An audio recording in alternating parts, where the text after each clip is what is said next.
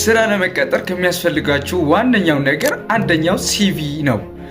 በእጃችሁ ባለው ስልክ በመጠቀም ፕሮፌሽናል ሲቪ እንዴት ማዘጋጀት እንደምንችል በዛሬ ቪዲዮ የምናየው ይሆናል። ወደሱ እንሂድ። በመጀመሪያ ካንቫ አፕሊኬሽን እንከፍታለን። ከሌላችሁ ከፕሌይ ስቶር ማውረድ ትችላላችሁ።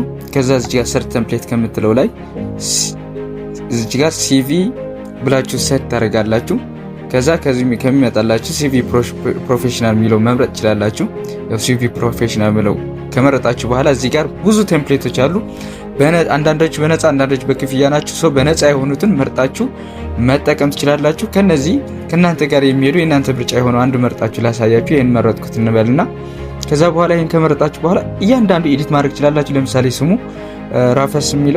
ሩፈስ የሚለው ይቅርታ ሚካኤል አብርሃም ማለት ትችላላችሁ። የናንተ ስም ኤዲት ማድረግ ትችላላችሁ። እያንዳንዱ እዚህ ጋር ያሉ ነገሮች ኤዲት ማድረግ ትችላላችሁ። ዲጂታል ማርኬተር የሚለው ለምሳሌ የኔ ዌብሳይት ዲቨሎፐር ልበለው።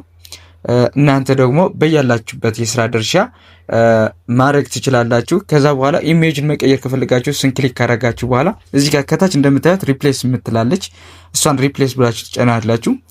ከዛ አፕሎድ ፋይልስ የሚል ከላይ ያለው ትጫናላችሁ። ከዛ ከዲቫይስ ከፋይል ላስገባለ ስለሆነ ከዛ ኢሜጅን ትመርጣላችሁ እንበልና ይሄን መረጥኩት እናንተ ለማሳየት። ከዛ አፕሎድ አድርጎ እስከሚጨርስ እንጠብቀው።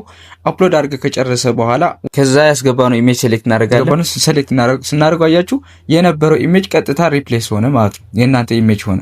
ከዛ እንደምታዩት እዚህ ያሉት አባውት ሚ፣ ኮንታክት፣ ኤዱኬሽን፣ ላንጉዌጅ፣ ሪፈረንስ፣ ስኪል የሚሉ ሁሉ ነገር ኤዲት ማድረግ ትችላላችሁ። ኤዲት አድርጋችሁ ከጨረሳችሁ በኋላ ደግሞ ከላይ ያለችውን ነክታችሁ የማድረግ ሲቪ ለማዘጋጀት ስራችሁን ያቃለልኩት ይመስለኛል። ብዙዎቻችን ለሲቪ የምናወጣውን ክፍያ የቀነስኩ ይመስለኛል።